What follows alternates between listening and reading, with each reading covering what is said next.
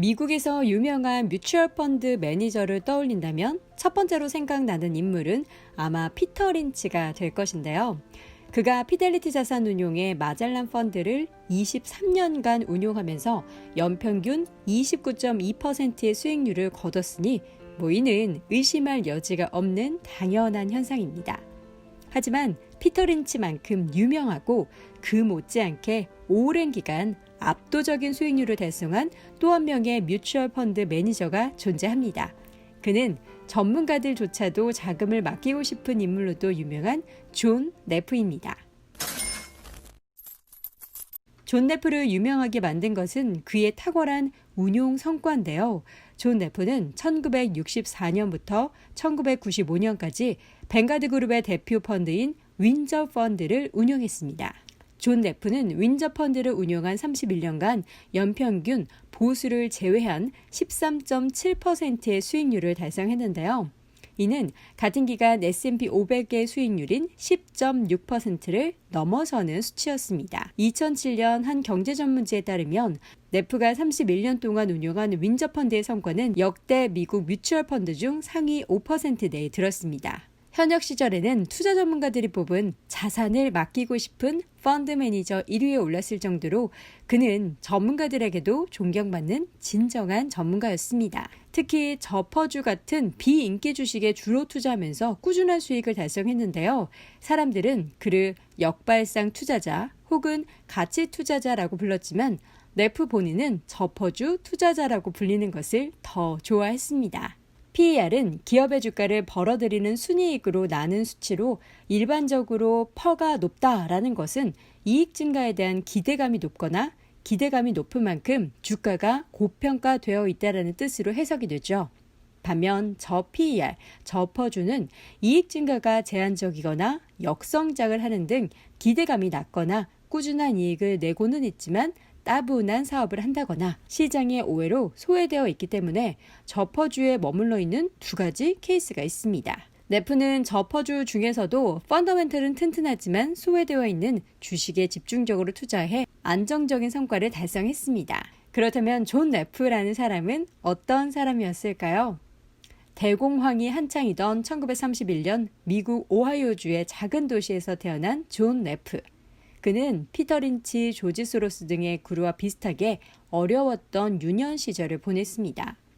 네프의 부모님은 4살 때 이혼했고 보험 판매원으로 일하던 외할아버지 밑에서 힘겹게 자랐는데요. 네프는 이때 검약, 성실, 인내 등의 덕목을 배울 수 있었습니다. 네프는 부모님의 이혼 후 아버지를 14년간이나 만나지 못했는데 네프의 아버지는 다시 네프를 만났을 때 자신의 회사에 들어오지 않겠냐고 제안을 했다고 합니다. 아버지의 회사는 성장하는 사업을 영위하고 있진 않았지만 꾸준하게 돈을 버는 자동차 부품 회사였고 네프는 아버지의 회사에서 일하면서 따분한 사업이라도 돈만 잘 벌면 된다는 중요한 사실을 깨달았습니다. 또한 그의 아버지가 평소에 강조한 잘 산 물건이어야 잘 팔 수 있다라는 원칙은 그의 투자 철학에 큰 영향을 미쳤습니다. 아버지의 자동차 부품 회사에서 일하던 네프는 이후 해군에 입대했고 군복무 후 학업에 흥미를 느껴 톨레도 대학에 입학했습니다. 당시 네프의 지도 교수는 시드니 로빈스라는 인물이었는데 그는 가치투자의 아버지라 불리는 벤저민 그레이엄의 제자였습니다. 소외된 종목에 투자하는 네프의 투자 철학은 이렇듯 불우했던 어린 시절과 직접 회사에 근무하며 몸으로 체득한 경험, 좋은 스승이라는 복합적인 요소가 합쳐져서 탄생한 셈입니다. 이후 존 네프는 주식 중개인으로 성공하려는 꿈을 안고 시티뱅크에 입사해 우여곡절 끝에 애널리스트로 활동을 하게 됩니다. 그 후 1963년 뱅가드 그룹으로 이직을 하게 됐고 1964년부터는 그의 전설적인 윈저 펀드를 31년간 운용하며 월가의 전설로 이름을 떨치게 됩니다.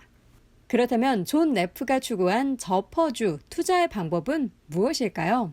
3가지 요소를 볼 수가 있는데요. 우리들은 지금 당장 HTS를 켜고 저 PER주, 저퍼주를 찾고자 한다면 사실 누구나 어렵지 않게 해당 조건에 잘 맞는 종목을 발굴할 수는 있습니다.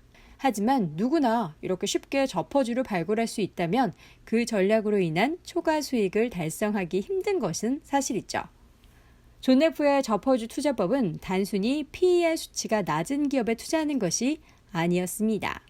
존 네프가 사용한 네프의 공식, 이 분석을 보면 어떤 저퍼주가 투자할 만한 기업이고 해당 전략이 시장에서 잘 작동했던 그 이유를 이해할 수가 있습니다. 그럼 하나씩 함께 볼까요? 먼저 첫 번째, 이익 증가율. 네프는 매년 부진한 실적으로 인해 퍼가 낮아진 회사와 진정한 가치를 인정받지 못해 퍼가 낮은 회사를 구분짓는 것을 이익 증가율이라고 정의했습니다. 네프의 윈저펀드는 매년 7% 이상의 이익 증가를 기록하면서 퍼가 낮은 기업을 저평가의 기준으로 삼았는데요. 네프는 이익 증가가 20%를 넘는 기업은 원칙적으로 투자 대상에서 제외했습니다. 증가율이 지나치게 높은 회사는 경영이 불안정해질 가능성이 높고 주가도 급등락을 거듭할 확률이 크다라고 봤기 때문입니다. 네프는 탄탄하고 꾸준한 기업을 원했지 주가가 급등할 기업을 원하지 않았습니다. 그래서 네프는 이익 증가가 6% 미만이거나 20%를 넘는 기업을 투자 대상에서 제외했고 7에서 19% 수준으로 이익이 증가하는 기업을 이익 요건을 갖춘 기업이다라고 정의를 했습니다. 두 번째, 배당 수익률. 투자자들은 일반적으로 시세 차익에 집중하지만 네프는 투자자들이 돈을 벌 수 있는 중요한 사항을 간과하고 있다고 했습니다. 바로 배당금인데요. 네프는 높은 배당 수익률은 이익 증가가 정체되거나 변동성이 확대되는 시기에 주가에 방어막으로 작용한다라고 분석했습니다. 네프는 총 투자 수익률이 15%일 때 이익 증가율 14% 더하기 배당 수익률 1%의 조합보다 이익 증가율 10% 더하기 배당 수익률 5%의 조합에 더 높은 점수를 매겼습니다. 하지만 네프는 배당에 있어 엄격한 기준을 적용하지는 않았는데요. 배당 수익률이 낮더라도 0보다 큰 기업이면 대상에 포함하도록 기준을 완화해 적용했습니다. 세 번째, PER. 벤저민 그레이엄의 후예답게 네프는 기본적으로 PER이 시장 평균보다 낮은 기업을 선호했습니다. PER이 높다라는 말은 주가가 벌어들이는 이익에 비해 높다라는 뜻이죠. 이는 향후 실적이 시장 기대치에 미치지 못한다면 주가가 크게 떨어질 가능성이 높다는 뜻이기도 합니다. 반면 저퍼주 기업의 주가는 향후 실적이 예상치를 충족하지 못하더라도 이미 주가 수준이 낮게 형성되어 있습니다. 그렇기에 이미 낮아진 주가는 향후 부진한 실적이 발표되더라도 주가가 큰 영향을 받지 않습니다. 네프는 이러한 시장의 비인기 종목들에 집중했습니다. 그가 시장에서 사들인 기업들의 퍼는 시장 평균 퍼보다 대개 40에서 60%가량 낮게 형성되어 있는 기업들이었습니다. 네 번째, 총 회수율. 총 회수율은 이익 증가율과 배당 수익률을 더한 총 투자 수익률을 PER로 나눈 수치인데요. 네프는 이 수치가 2 이상이면 개별 종목에 대한 투자를 실행했습니다. 결국 이익이 증가하거나 배당 수익률이 상승할수록 PER의 수준이 내려갈수록 존 네프의 조건에 부합했다는 거죠. 이 공식에는 성장성이 있고 배당 수익률이 양호하더라도 주가가 저렴하지 않으면 매수하지 않는 그의 투자 철학이 잘 나타나 있습니다. 존 네프는 31년간 펀드를 운용하면서 처음 정립했던 투자의 원칙을 끝까지 고수했습니다. 그 중간에는 1970년대 두 차례에 걸친 석유 파동이나 초우량 종목들이 시장을 이끌었던 니프티 피프티 시기, 그리고 1980년대 초인플레이션 시기, 1990년대 중반부터 시작된 기술주의 거품 등 투자 원칙이 흔들릴 만한 여러 장세가 있었습니다. 하지만 그는 급격한 변동을 보이는 주식은 투자 대상에서 제외했으며 경영 기반이 튼튼하고 안정적으로 성장하는 기업에만 고집스럽게 투자했습니다. 안정성을 추구하면서 펀드를 운용한 것이 윈저 펀드의 특징이었습니다. 흔들림 없는 투자 원칙과 철학은 그가 장기적인 성과를 달성하는 데 있어서 강력한 지지대 역할을 했습니다. 결국 그가 윈저 펀드를 운용했던 31년 동안 펀드의 규모는 150배가 늘어났고 네프는 아직까지도 전설적인 펀드 매니저로 회자되고 있습니다.